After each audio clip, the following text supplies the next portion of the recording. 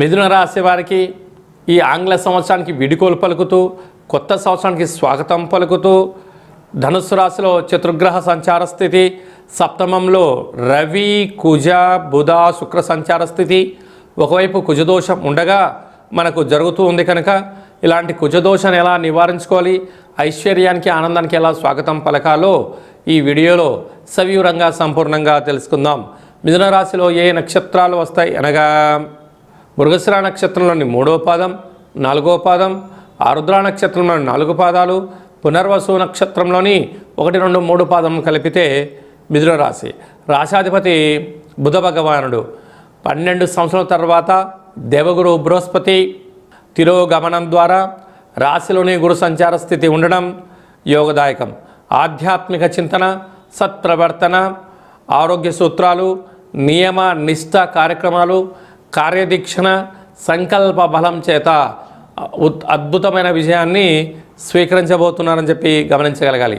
తృతీయంలో కేతు సంచార స్థితి, 6వ స్థానంలో బుధ శుక్ర సంచార స్థితి ఉండడం వలన స్థిరాస్తులు, చరాస్తులు, బంగారు ఆభరణాలు, షేర్లు, క్రయ విక్రయాలు, నూతన ఆభరణాలలో అదృష్టం కలిసి వచ్చే అవకాశాలు అధికంగా ఉన్నాయి.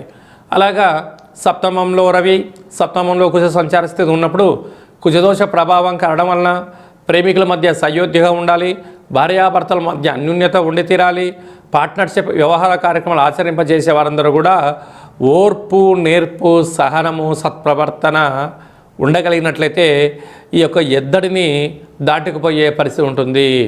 అలాగా 7వ స్థానంలో ఆంగ్ల సంవత్సరానికి వీడ్కోలు పలుకుతూ, అలాగనే 7వ స్థానంలో కొత్త ఆంగ్ల సంవత్సరం స్వాగతం పలకబోతున్నారు ఆత్మకారకుడు రవి, రుణరోగ శత్రుకారకుడు కుజుడు, బుద్ధికారకుడు బుధుడు, కళత్రకారకుడు శుక్రుడు 7వ స్థానంలో ఉండడం వలన వీలైనంతవరకు మౌనం, ధ్యానం, ఏకాగ్రత, సత్ప్రవర్తన, సహనము, మీ ఓర్పుకు ఇది పరీక్షాకాలం అని చెప్పి గమనించగలగాలి.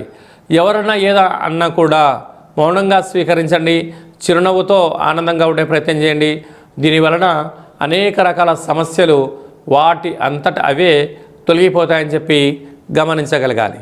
కనుక రాజ్యస్థానంలో శని భగవానుడు సంచారం చేస్తూ ఉన్నాడు కనుక వృత్తులలో, ఉద్యోగాల్లో, వ్యాపారాల్లో ఉన్నతమైనటువంటి జీవన ప్రయాణ గమనాలను మరో మైలురాయి అధిగమించబోతున్నారు అని చెప్పి గమనించగలగాలి. సెల్ఫ్ ఎంప్లాయ్మెంటు, మార్కెటింగ్ రంగంలో ఉండబడిన వారు, పోలీస్ శాఖ, రక్షణ శాఖ, ప్రింట్ మీడియా, ఎలక్ట్రానిక్ మీడియాలో రంగంలో ఉండబడిన వారందరూ కూడా ఏదైనా కొన్ని పనులు